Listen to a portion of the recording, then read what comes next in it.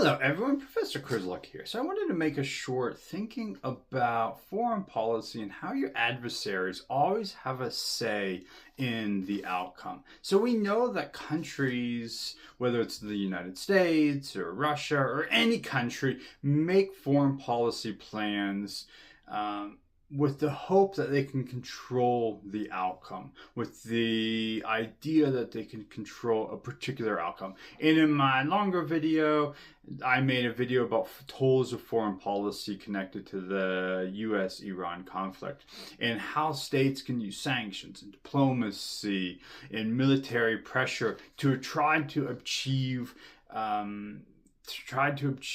certain objectives or ideally a strategy.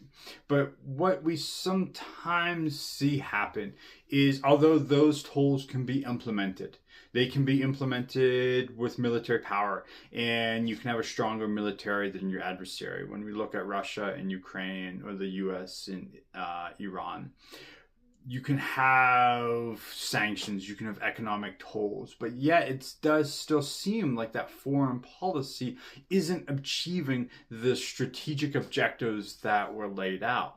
So this is something that we spend a lot of time thinking about academically in foreign policy, and ideally practitioners think about as well. Okay, the adversary does have a role.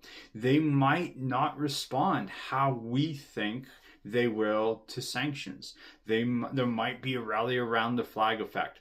There might be a way that the leadership can push off those sanctions onto the population, who in an authoritarian regime doesn't really have the ability to hold an elected official accountable.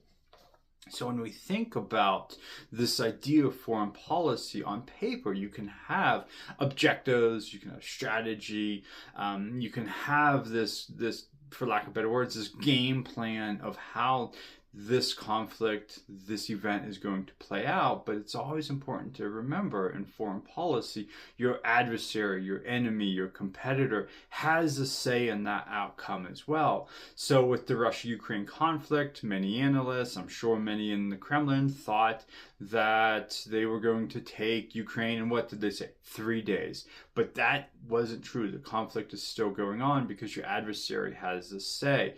If you take like a game theory class, you'll spend a lot of time thinking about, well, if this happens, this might happen, this might happen.